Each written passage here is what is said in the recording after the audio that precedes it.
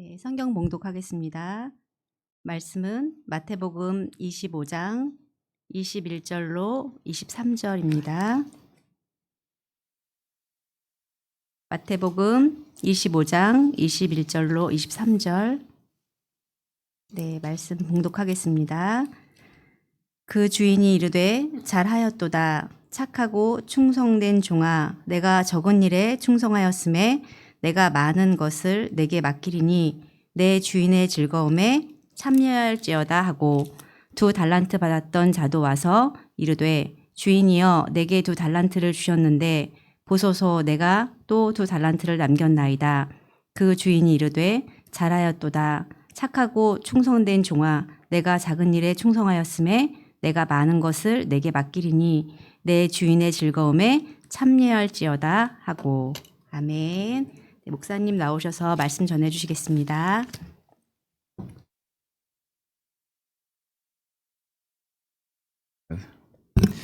오늘 우리 졸업 예배죠? 아닌가요? 우리 졸업생 어디 있어요? 네. 어디? 네. 여기 오늘 많이 참석 못했죠. 들어보니까 다 사정이 있더라고요. 상황이 어쩔 수 없이 그래 된 것 같아요. 우리 졸업 축하드립니다. 네. 축하드리면 말로만 하면 안 되죠. 봉투를 주든지 아마 속으로 그런 생각을 했을 수 있을 것 같은데, 진짜 축하드리고요. 우리 학교 졸업도 아니고 교회 학교에서 이렇게 졸업하는 거는 참 은혜고 영광이고 또 우리 교회적으로 봐도 참 감사하다 이런 생각을 할 수 있습니다. 제가 우리 학사 보고를 몇 년 동안 쭉 이렇게 봤어요. 보니까 인원이 계속 줄고 있어요. 그러니까 재적 인원, 전체 재적 인원이 계속 매년 이게 은혜가 아닌데 계속 줄고 있더라 하는 것입니다. 그래도 이렇게 또 그동안에 때로는 3년, 4년 아니면 6년, 9년 이렇게 또 긴 시간 동안 우리 선생님들을 통해서 교육을 받고 이렇게 졸업을 하게 된 것이 참 영광이라고 생각을 합니다. 정말 축하드리고요. 제가 무슨 말을 해야 될까 이런 생각을 하다가 우리 졸업생들에게 가장 중요한 것이 뭘까? 그리고 졸업한다고 해서 교회를 떠나는 게 아니잖아요. 그렇죠? 근데 가장 중요한 게 뭘까? 그것은 바로 오늘 이야기입니다. 따라해 볼까요? 적은 일에 충성하는 것. 진짜 적은 일에 충성하는 것이 가장 중요하다. 사실 적은 일 같지만 그것이 가장 큰 일일 수 있어요. 우리 예수 믿는 사람에게 가장 적은 일이 뭘까? 저는 그건 예배라고 생각하거든요. 그래서 오늘 졸업하는 우리 친구들 또 고학년으로 올라가더라도 여러분 예배를 꼭 열심히 드리고 예배를 꼭 사모할 수 있기를 바랍니다. 예배에 충실하게 생활하는 것. 사실 난 예배 때도 이야기했지만 예배 훈련이 최고의 훈련입니다. 사실은. 왜냐하면 예배라는 것은 하나님의 종합 선물 세트입니다. 그래서 예배 훈련이 얼마나 중요한지 몰라요. 그렇죠? 기도도 있죠. 말씀도 있죠. 그렇죠? 그리고 헌금도 있죠. 찬양도 있죠. 그리고 교제도 있어요. 그래서 하나님의 종합 선물 세트입니다. 얼마나 중요한지 몰라요. 그래서 늘 예배하는 훈련 이렇게 잘 이렇게 받았으면 좋겠습니다. 오늘 말씀에 보면 예수님 달란트 비유죠. 그런데 2달란트, 5달란트. 우리 친구들 달란트 비유 이야기 들어봤어요? 들어봤어요? 자, 그럼 문제를 내볼까요? 네. 아니에요.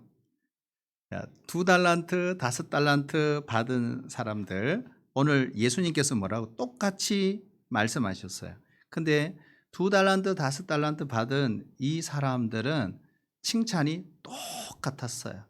잘했다, 착하고 충성된 종아, 네가 적은 일에 충성하였으니 내가 많은 것을 네게 맡기리니 내 주인의 즐거움에 참여할지어다. 그렇게 했어요. 자, 여기에 중요한 게 뭘까요? 얼마를 받았느냐 중요하지 않습니다.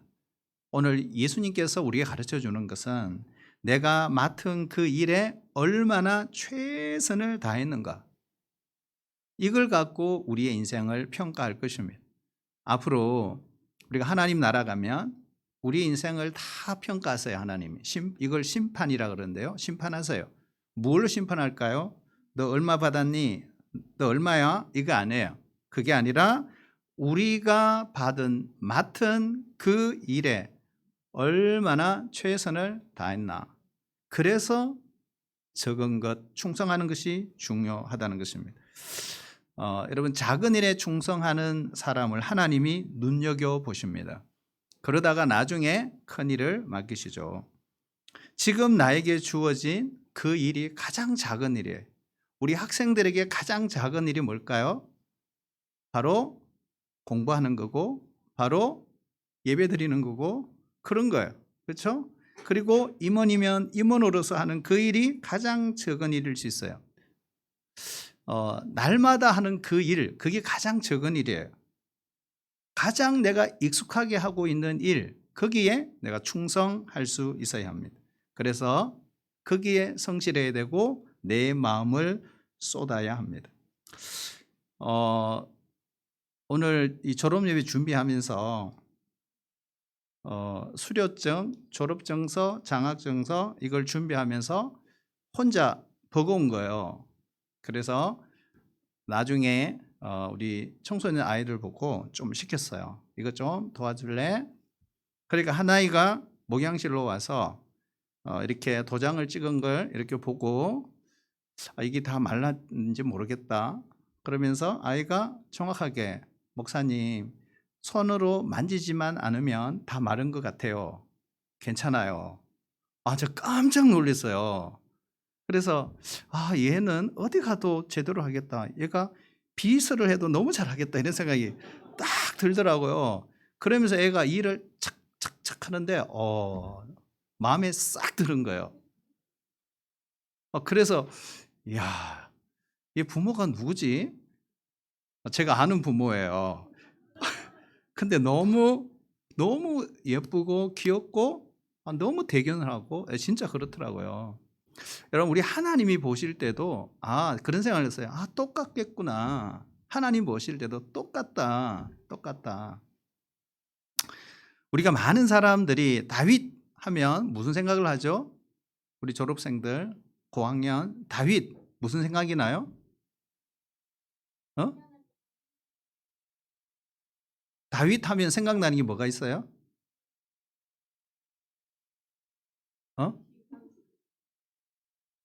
뭐?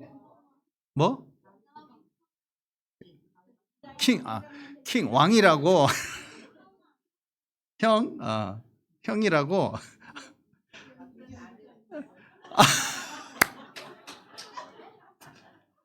참 안타깝네요. 성경에 없어서.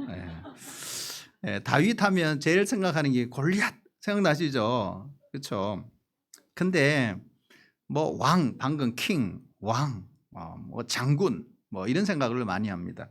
그래서 늘 모든 사람들이 저도 다윗을 좋아하지만 다윗 하면 큰 일을 한 사람 이런 생각을 하지만 실제로 그의 삶을 보면 다윗은 정말 적은 일에 충성을 했습니다. 하루하루 그는 성실하게 살았고 매일 다윗은 그와 만나는 모든 사람과 진실이 그를 대했습니다. 그러다 보니 어느 날 역사를 움직이는 정말 전무후무한 이스라엘의 위대한 왕이 된 것입니다. 어느 날 다윗의 아버지가 다윗을 불렀어요. 다윗의 아버지가 누구죠? 졸업생? 다시 내려가야 될 것 같아요. 이세. 그렇죠? 그러니까 다윗의 아버지 이세가 다윗을 불렀습니다. 이세에게는 아들이 몇 명? 막 부르죠. 몇 명? 8명이 있었어요. 근데 8명 중에 이름을 알 수 있는 사람이 있어요. 장자, 그리고 둘째, 셋째 이름을 알 수 있습니다. 첫째가 누구죠? 첫째가 엘리압, 둘째가 누구죠? 예, 이거 아시는 분 대단한 분이에요. 둘째가 아비나답 맞네요. 셋째가 삼마. 그런데 첫째 형, 둘째 형, 셋째 형이 다 블레셋 전쟁 참전 중에 있었습니다. 그리고 이새가 이 전투 현장에 누굴 보내죠? 다윗을 막내인데 보냅니다. 심부름을 보냅니다. 왜요? 형들에게 먹을 걸 주라는 거예요. 갖다 주라는 거예요. 그리고 형들의 안부를 묻고 돌아오너라. 그때 이 이새가 다윗에게 형들에게 주라고 했던 음식이 있어요. 모르시죠? 우리가 원래 전반기 성경 퀴즈 대회가 있습니다. 거기 보면 이 세 가지 음식을 주면 첫 번째는 볶은 곡식입니다. 볶은 곡식 한 에바 이걸 주죠. 그리고 떡과 치즈 각각 10덩어리 합치면 20덩어리 해서 다윗에게 줍니다. 이스라엘 백성들은 이 볶은 곡식이라는 것은요 별도로 조리할 필요가 없는, 요즘 말하면 비상식량과 같습니다. 이 떡과 치즈는 당시에 그들이 즐겨 먹었던 음식입니다. 그런데 아버지가 이 준비한 이 음식 정말 양이 적지 않습니다. 여러분, 한 에바가 얼마냐 찾아보면 한 말 2대입니다. 한 말 2대. 키로수는 대충 22kg 무게입니다. 거기에다가 빵과 치즈 각각 10덩어리니까 20덩어리. 적어도 몇 킬로? 정확한 건 아니겠지만 30kg는 넘었겠다, 이런 생각을 할 수 있습니다. 그러므로 30kg의 무게를 들고 전쟁터에 가야 되는 상황입니다. 그런데 무려 여기서 그치지 않죠. 베들레헴에서 전쟁터가 어디죠? 우리가 사무엘상 17장에 보면 엘라 골짜기라고 했습니다. 베들레헴에서 엘라 골짜기까지는 24km 먼 거리입니다. 막내 아들 다윗은 이 무거운 걸 메고, 그리고 쉽지 않는 그 먼 거리, 성인 걸음으로 쉬지 않고 가면 6시간 걸릴 만한 거리입니다. 사실 이 정도 되면 우리가 이런 생각을 할 수 있어요. 아니, 다윗 형들이 다 있잖아요. 그렇죠? 그러니까 다윗 입장에 봐서는 얼마든지 이 상황이 불편한 거예요. 그리고 자기 자신을 봐서도 불평을 할 만합니다. 불평이 문제가 아니라 거부할 수도 있어요. 아버지, 다른 형들 다 놔두고 왜 막내인 체구가 작은 저를 보내세요? 저 위로 키도 크고 힘도 센 형이 4명이나 있지 않나요? 좀 보내세요. 그들 좀 시키세요. 왜 막내인 저에게 이런 심부름을 시키세요? 이 무거운 짐 들고 그 먼 거리 어떻게 갔다 오라는 거예요? 이렇게 할 수 있겠죠. 근데 우리가 생각해 봐야 돼요. 이새는 왜 다른 형들이 아닌 막내 다윗에게 심부름을 시켰을까? 왜 그랬을까요? 성경에는 나와 있지 않습니다. 사실 우리가 따지고 보면 형들이 가는 것이 상식적입니다. 자연스러운 거죠. 왜요? 형들은 체격이 크죠. 그리고 많은 경험이 있어요. 그래서 정전통에 더 안전하게 갔다 올 수 있는 것이 형이라고 볼 수 있습니다. 만약에 넷째가 아니라면 5째를 보내고 5째가 우기면 6째라도 가야 합니다. 그런데 이상하게도 이새의 선택은 누구예요? 다윗이었어요. 이유가 뭘까요? 우리가 정확한 건 알 수 없지만 다윗을 선택했다는 것은 한번 생각해 봐야 돼요. 다른 형들은 가기를 원치 않았구나. 이건 분명한 사실입니다. 여러분, 우리 부모들이 그렇잖아요. 첫째가 싫으면 제가 그래요. 첫째, 몰라! 이러면은 제가 둘째한테 물어보고, 둘째가, 내 보고 자꾸 그래. 아빠가 해. 아빠 거잖아. 막 그래요. 아빠가 해야 될 일이잖아. 그러면 셋째가 있어요. 그래서 셋째한테는 못 시키고 저희 하나한테 이야기하다가 제가 한 방 얻어맞죠. 여러분, 다윗이 그런 상황이에요. 그런데 여러분, 심부름을 가야 될 곳은 어디죠? 전쟁 중입니다. 그러니 형들이 아무도 안 가는 거예요. 하지만 중요한 것은 다윗입니다. 아버지 말씀에 두 말 없이 순종했습니다. 상황을 따지거나 계산하거나 자기 형편 그러지 않았어요. 그는 순전한 마음으로 불평 없이 따랐습니다. 쉽지 않은 일이죠. 다윗은 그렇게 한 거죠. 그래서 사무엘상 17장에 보면 이 아버지의 말씀을 듣고 참 재밌는 표현이 있어요. 다음 날 아침 일찍이 일어나 이렇게 돼 있어요. 여러분 성경을 읽다 보면 정말 영적으로 충전하고 충만하고 뭔가를 하나님의 일을 하는 사람들의 특징이 있어요. 다 뭐예요? 일찍이 일어나. 이게 다 이렇게 돼 있어요, 성경에.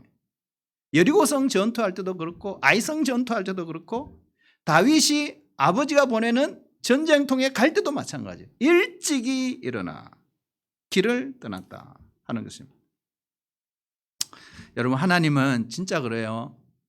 작은 일에 충성된 자를 찾으십니다. 여러분 하나님이 왜 다윗을 선택했을까? 생각했을 때 다윗이 그냥 한 방에 골리앗을 그냥 물리쳤으니까 그걸 보고 이스라엘의 왕으로 내가 선택해야 되겠다고 생각하지만 결코 그렇지가 않습니다. 우리가 잘 알지만 여러분 사무엘이 기름을 부을 때 형들이 기름을 붓잖아요. 형들에게 이세 아버지가 첫놈부터 나와 이렇게 한 거예요. 둘째, 셋째, 넷째, 다섯째, 여섯째, 일곱째 하나님이 기름을 안 붓습니다. 자, 여러분 그때 다윗이 뭐 하고 있었어요? 들판에서 양을 치고 있었어요. 그렇죠. 그리고 나중에 사무엘이 그러잖아요. 이세 당신의 집에 아이가 이게 다냐? 이러잖아요.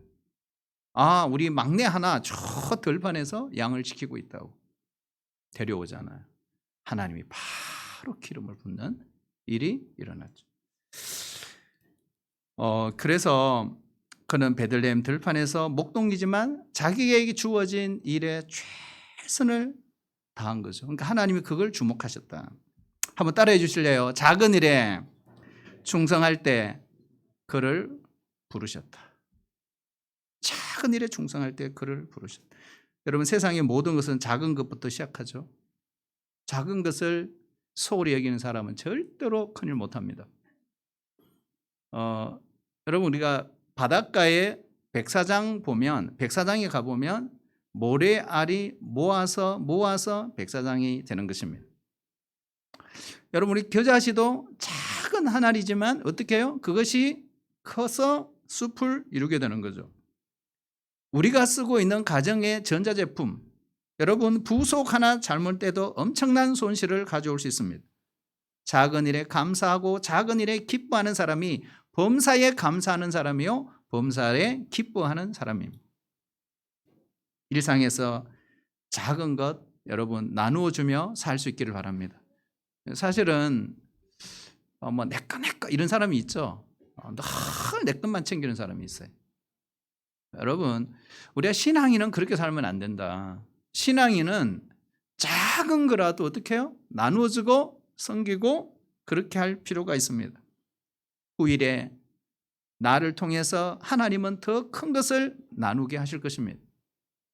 오늘 오후에 저녁 때쯤 교회에 한 번씩 들리시는 노숙자 분이 계세요. 근데 오시거든 한 번씩요.